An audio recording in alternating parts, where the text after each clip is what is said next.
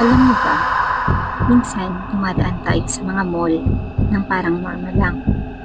Shopping, kainan, sine, pero hindi natin naiisip kung ano ba talaga ang dati nakatayo sa lugar na yon. Nag-aalabang ka ba? Bago natin ipagpatuloy ang kwento, mag-like at subscribe. Isa sa pinakakilalang urban legend sa South ay ang tungkol sa Star Mall Alabang. Bago raw ito naging isa sa pinaka-busy na mall, dati raw itong sementeryo. At sabi ng matatanda, hindi lahat nailipat at may mga naiwan daw.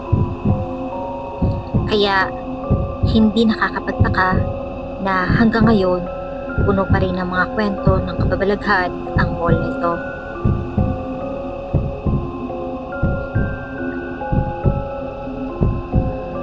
May pinsan akong nagtatrabaho sa isang shop doon.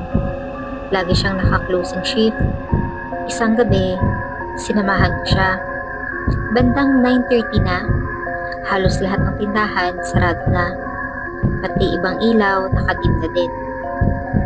At habang naglalakad kami papunta sa exit, bigla akong naamoy yung matapang na amoy ng kandila na parang galing sa lamay. Sinabi ko agad, "Uy, naamoy mo yon?" Napatingin lang siya sa akin at binilisan ng lakad. Ang sabi niya, "Sanay na kami dito. Huwag ka nalang magsalita." At pagdating namin sa escalator, may bata akong nakita sa dulo ng hallway. Nakaputing damit, walang kasamang magulang. At paglingon ko ulit, wala na siya. At ang guard pa nga, sabi, nagulat daw na kami raw ang huling tao bago siya mag-rounds. So, sino yung nakita ko?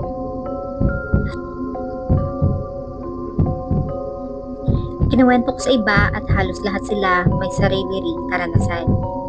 May merchandiser na lagi raw naririnig ang mga yapak ng tsinelas sa stock room kahit siya lang mag-isa.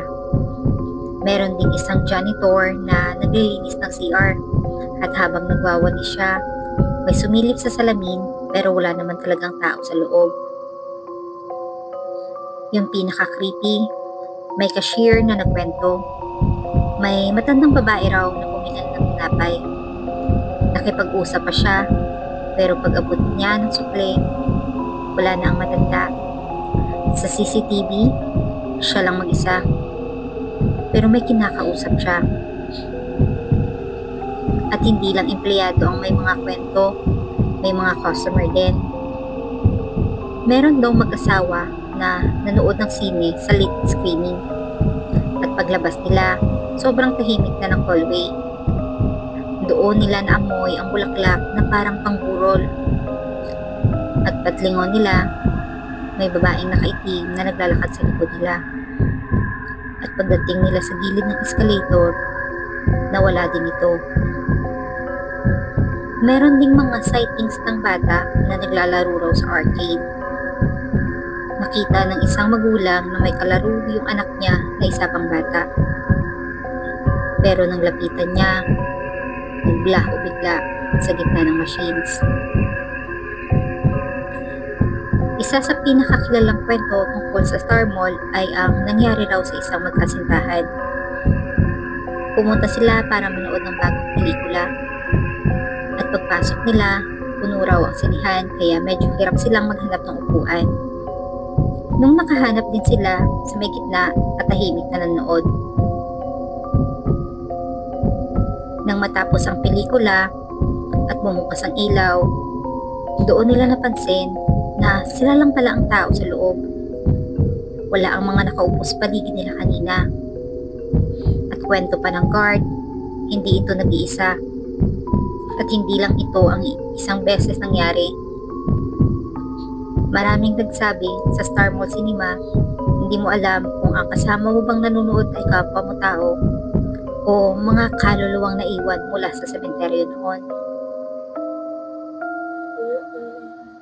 May magbabarkadang mahilig mag-ghost hunting at sumubok silang bumaba sa underground jeepney terminal ng mall bandang hating gabi.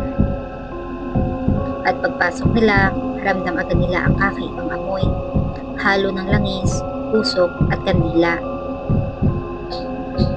Medyo kulubang lugar, kaya kahit konting kaluskos, umaalingaw-ngaw. At habang nagre-record sila gamit ang cellphone, may narinig silang pag-iyak ng isang bata. Akala nila noon guni-guni lang. Pero nang pakinggan nila ulit yung video, malinaw na may boses na umiiyak.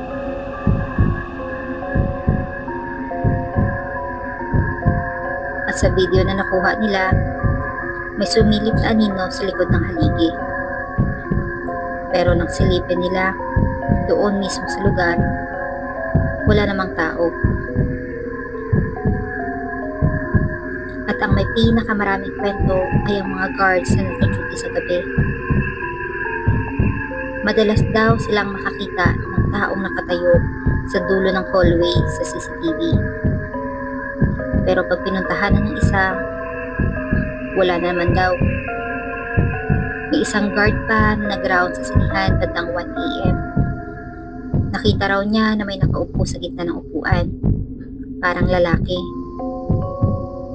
Nilapitan niya para paalisin pero paglapit niya, wala namang tao. At meron ding pagkakataon na 3 lang sila sa lagpo nila na naka-duty.